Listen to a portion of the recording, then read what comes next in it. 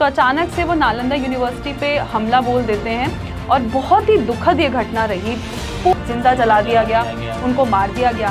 1600 से ज़्यादा जो वहाँ पे पंडित और आचार्य थे उनको भी मार दिया गया। PTR होता है पीपल प्यूपिल टीचर रेशो, मतलब कितनी सबसे खराब हालात अगर किसी जिले की हो तो सबसे ज़्यादा दरभंगा जिले।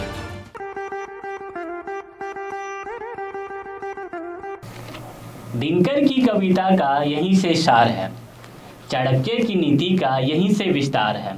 नालंदा यूनिवर्सिटी को तोड़ दिया गया, फिर भी बिहार में ज्ञान का भंडार है। नमस्कार, आप सभी का स्वागत है हमारे सोच इंडिया के एपिसोड दूसरे में। नमस्कार, मैं हूँ आस्था तिवारी और सोच इंडिया के दूसरे एपिसोड में आप सबका बहुत बहुत स्वागत है। आज हम जिस भूमि की बात करने जा रहे हैं उसका इतिहास जुड़ा है माँ सीता से। माँ सीता का जन्म हुआ था वहीं। अगर मैं बात करूं तो लॉर्ड महावीर का जन्म वहीं हुआ था, लॉर्ड बुद्धा का जन्म वहीं हुआ था, जिसका इतिहास आर्यभट्ट से जुड़ा हुआ है, जिसका इतिहास चाणक्य से जुड़ा हुआ है, जिसका इतिहास जो कामसूत्र जिसने बुक लिखी थी उनसे जुड़ा हुआ है, और जिसने दिया हमारे भारत को पहला राष्ट्रपति डॉक्टर राजेंद्र प्रसाद। और अगर देखूं वर्तमान की स्थिति में तो इंडिया के टॉप 5 स्टेट जहां से सबसे ज़्यादा IAS ऑफिसर्स निकलते हैं वो भी कोई और स्टेट नहीं बल्कि बिहार ही है। तो आज हम अपने दूसरे एपिसोड में बात करने जा रहे हैं बिहार के बारे में। अच्छा आस्था, आपने तो बिहार की पूरी इतिहास के बारे में बात की, तो जैसा मैंने अपनी कविता में भी नालंदा का जिक्र किया था, तो हम उस नालंदा यूनिवर्सिटी को कैसे भूल सकते हैं। तो अब मैं आपसे ये जानना चाहूँगा कि नालंदा का इतिहास क्या रहा है। जब हम बिहार की बात करते हैं तो आखिर हम नालंदा को कैसे भूल सकते हैं, जो पूरे वर्ल्ड की पहली इंटरनेशनल यूनिवर्सिटी थी। और नालंदा को लेकर एक दिलचस्प जो कहानी है, जो इतिहास है, वो बहुत ही कम शब्दों में मैं सबको बताना चाहूँगी। और प्लीज़ आप इस वीडियो को अच्छे से देखिएगा। और नालंदा की जो मैं कहानी आपको बता रही हूँ ये सबको जानना बहुत ज़रूरी है, क्योंकि आपको पता होना चाहिए कि आपके भारत में कितना बड़ा रत्न था, कितना बड़ा ज्ञान का प्रकाश था। तो अगर मैं नालंदा की बात करूँ तो ये जो यूनिवर्सिटी थी लगभग 5वीं शताब्दी में ये शुरू हुई थी और पूरे बुद्धिज्म कॉन्सेप्ट के आधार पे इसको रखा गया था। और इस यूनिवर्सिटी की अगर मैं बात करूँ तो इसका प्रांगण बहुत ज़्यादा बड़ा था। आज भी चाहे ऑक्सफोर्ड हो चाहे हार्वर्ड हो, नालंदा के टक्कर में कोई यूनिवर्सिटी नहीं है, बिल्कुल यूनिवर्सिटी नहीं है। नालंदा में इस तरह की व्यवस्थाएं की गई थी कि 10,000 से ज़्यादा छात्र एक साथ उसमें पढ़ सकते थे। और 5वीं शताब्दी की अगर बात करूँ तो 10,000 से ज़्यादा छात्र उसमें पढ़ते थे। 1600 से ज़्यादा पंडित और आचार्य थे, हाँ एक साथ थे वहाँ पे, जो उन बच्चों को अध्ययन करवाते थे, उनको पढ़ाते थे। और आज हम किसी भी बड़ी यूनिवर्सिटी में जाते हैं तो हम ज़्यादातर 50 कोर्सेज देखते हैं, 55 कोर्सेज देखते हैं। नालंदा उस टाइम पे मतलब अगर मैं 5वीं शताब्दी की बात करूं तो 108 से ज़्यादा ऐसे मल्टीपल कोर्सेज होते थे, अलग अलग विषय होते थे, हाँ, जिसपे जो चलाए जाते थे, चाहे वो ज्योतिष शास्त्र हो, चाहे वो अलग अलग भाषाओं का ज्ञान हो, चाहे वो विज्ञान हो, चाहे वो भूगोल शास्त्र हो। तो 108 से ज़्यादा वहाँ पे विषय चलाए जाते थे और जिसको पढ़ने के लिए दूर दूर से लोग आते थे। इंटरनेशनल, मतलब एक इंटरनेशनल यूनिवर्सिटी थी। और आज हम इंटरनेशनल यूनिवर्सिटीज़ देखते हैं, पर एक्चुअल में उसका कॉन्सेप्ट लगभग 800 साल पुराना है उसका कॉन्सेप्ट। तो ये जो यूनिवर्सिटी थी, हम बोलते हैं ना विश्व गुरु बनना है, तो अगर नालंदा को जलाया नहीं जाता, ध्वस्त नहीं किया जाता, तो आज हम विश्व गुरु बन सकते थे। क्योंकि जो हमारा असली हथियार था, भारतीयों का असली हथियार क्या है, ज्ञान, उसी को ध्वस्त कर दिया गया एक टर्किश शासक के द्वारा। तो उसी के एक छोटी सी कहानी है कि जब बख्तियार खिलजी जब भारत आए तो एक बार बहुत ज़्यादा बीमार पड़ गए थे। तो उन्होंने बहुत कोशिश करी खुद का उपचार करवाने की, खुद का इलाज करवाने की। तो वहाँ पे जो भी उनके इस्लामिक जो लोग थे उन्होंने उनका उपचार करने की कोशिश करी, पर बहुत ज़्यादा कोशिशों के बाद भी वो ठीक नहीं हो पा रहे थे। एक दिन नालंदा के एक ऋषि थे राहुल श्री भद्र, उन्होंने उनका उपचार करना चाहा और उनको बोला कि मैं आपको ठीक कर सकता हूँ, क्योंकि वो एक बहुत कट्टर इस्लामिक शासक थे और वो ये बोलते थे कि जो गैर मुसलमान हैं मैं उससे अपना इलाज, हाँ काफिर उनके में बोला जाता है, जो गैर मुसलमान को बोला जाता है काफिर, मैं काफिर के हाथ से कोई भी बनी हुई चीज़ नहीं खाऊंगा और ना मैं उससे इलाज करवाऊंगा। तो उस पर राहुल श्री भद्र जी ने ये बोला अपनी इंसानियत और अपने ज्ञान को दिखाते हुए कि कोई बात नहीं, तुम कुरान लेकर आओ अपनी, और मैं जो तुम्हारी कुरान मुझे चाहिए, और उस कुरान को तुम रोज़ उसकी कुछ आयतें तुम उसको पढ़ना। और उन्होंने कुरान की आयतें पढ़ी और कुछ दिनों बाद उनकी तबीयत बिल्कुल ठीक हो गई, वो बिल्कुल मरने के कगार पे थे। और फिर वो हैरान हो गए कि इतना सब कुछ करने के बाद मैं एक काफिर की वजह से मतलब कैसे ठीक हो गया, एक पंडित के हाथों में कैसे ठीक हो गया। तो बाद में उनको पता चला कि जो उनकी कुरान की बुक थी उस पर जो वो राहुल श्री भद्र जी थे उन्होंने क्या किया था, दवाइयों का लेप लगा दिया था। तो उनको पता था कि वो पन्ने पलटने के लिए अपने थूक का, सलाइवा का इस्तेमाल करते हैं। तो जितनी बार वो उंगली अपने मुंह में टच करते थे एंड देन पेज को पलटते थे तो वो जो दवाई थी वो उनके अंदर जाती गई और इस वजह से वो ठीक हो गए। तो वो तो ठीक हो गए पर कहीं ना कहीं उससे उनका ना एक ईगो हर्ट हुआ कि आज मेरे पास किसी चीज़ की कमी नहीं है, ये ऐसे धोती पहनने वाले, लुंगी पहनने वाले, साधारण से मतलब बिना चप्पल के घूमने वाले लोग जिसको काफिर वो बोलते हैं, इसने मुझे आखिर कैसे ठीक कर दिया, ऐसी क्या ताकत है। फिर उन्होंने नालंदा वो यूनिवर्सिटी गए, वहाँ पे वो गए, उन्होंने वहाँ पे देखा, वो देख के शॉक्ड हो गए, मतलब हाँ कि यहाँ पे इतनी बड़ी यूनिवर्सिटी है और इतना बड़ा ज्ञान का भंडार है। तब उन्होंने ये सोचा कि मैं अब इसमें आक्रमण करवा दूंगा और अगर नालंदा यूनिवर्सिटी अगर इसी तरीके से प्रगति की ओर रही तो एक दिन हम सबका सर्वनाश हो जाएगा, जितने भी क्रूर शासक थे सबका सर्वनाश हो जाएगा। तो अचानक से वो नालंदा यूनिवर्सिटी पे हमला बोल देते हैं और बहुत ही दुखद ये घटना रही पूरे भारतवर्ष के लिए, पूरे विश्व के लिए, क्योंकि बात ज्ञान की है यहाँ, बात किसी धर्म की नहीं है। क्योंकि बहुत सारे इंटरनेशनल स्टूडेंट्स थे वहाँ पे। ये एक इंसानियत के ऊपर कहते हैं ना कि आप छुरी घोंपने वाली चीज़ है यहाँ पे।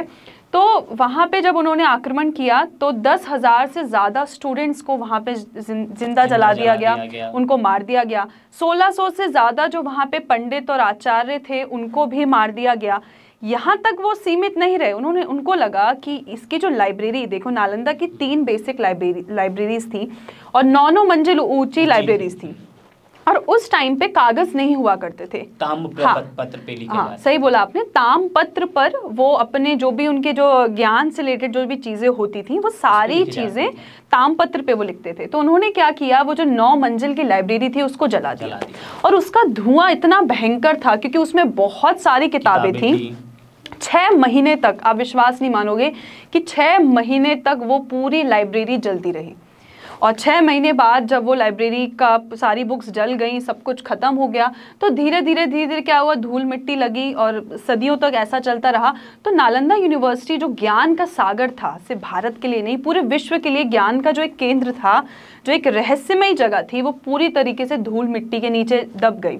पर वो कहते हैं ना कि हीरा कभी चमकना नहीं छोड़ सकता और उसको एक छोटा सा कहते हैं ना सुराग चाहिए होता है बस चमकने के लिए। तो 19वीं सदी में जब कुछ ब्रिटिशर्स जब इंडिया आए तो उनको एक चाइनीज टूरिस्ट की बुक मिली, उसमें उन्होंने नालंदा का जिक्र किया था और फिर वो नालंदा यूनिवर्सिटी गए और वहाँ से नालंदा के बारे में लोगों ने जानना और देखना वहाँ पे स्टार्ट किया। और फिर उसमें नरेंद्र मोदी जी का भी बहुत बड़ा हाथ है। बताना चाहूँगी कि 2016 तक तो फिर भी जो पुराना जो उसका प्रांगण था नालंदा यूनिवर्सिटी का, अब तो आप नालंदा यूनिवर्सिटी में एडमिशन भी ले सकते हैं, बच्चे पढ़ते भी हैं, बट वो कहीं ना कहीं थोड़ा सेपरेट कैंपस है जो आप उसमें ऑनलाइन पढ़ाई कर सकते हैं। हाँ, ऑनलाइन पढ़ाई कर सकते हैं।